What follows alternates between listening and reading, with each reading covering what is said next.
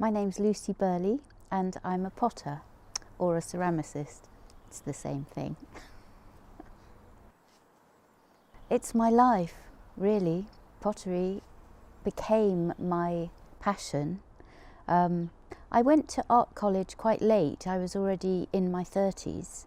I'd had a previous career in television, which was enjoyable up to a point, but I found it unsatisfying because I wasn't doing anything very creative. And by chance, I started going to art classes, and that developed into my studying ceramics. I did a foundation course, and I discovered that ceramics was where I wanted to be. That was the discipline that I was most happy with. And I started doing my degree in 1993 in Camberwell in London. And since then, ceramics has been the bedrock, the basis of my life.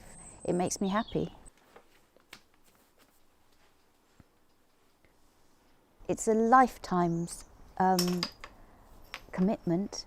I will never know everything about ceramics, so for the rest of my life I will be discovering.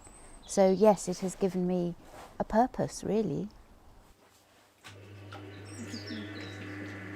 There's no aspects really of ceramics that I don't enjoy. Between ourselves, I'm not that keen on the marketing. I prefer the making.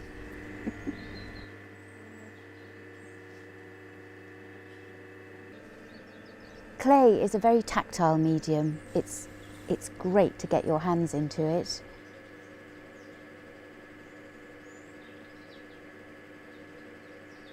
It took me a while to learn the technique. Once you learn it, it is like a bicycle. You'd never forget it.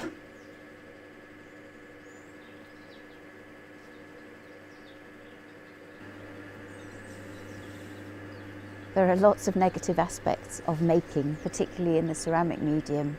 It is fraught with potential problems, technical problems.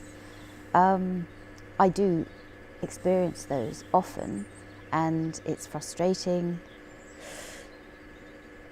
I am lucky in that I have solved most of my technical problems so far, but there will always be other ones. Some of them are in my control. For instance, after you've made something out of clay, you have to leave it until it's completely dry, called bone dry, before you put it in the kiln.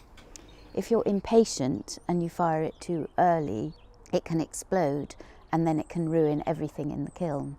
And I have done that a few times, just because I want the pots to be ready. So I have to be very strict with myself.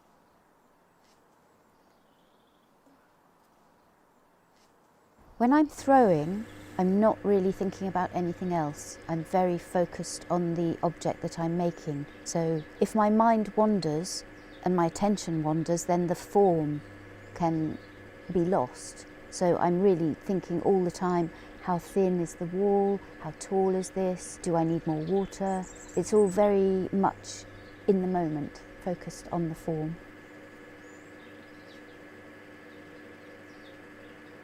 I'm inspired by so many things, not just ceramicists, but painters, particularly Giorgio Morandi, a still life painter. Other inspiration comes from the natural world. I just look at the world around me and I seek to create colours which are in the landscape. I like my work to have a sense of harmony, of form and colour. I'm never short of ideas. I have very rarely sat and thought, what shall I make?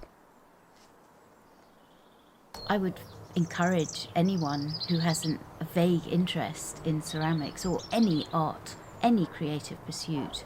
I would encourage anyone to have a go because it's so rewarding. You can't know what it's like until you've experienced making something, whether it is a pot or a painting or a film. There's nothing better than creativity. It makes life worthwhile.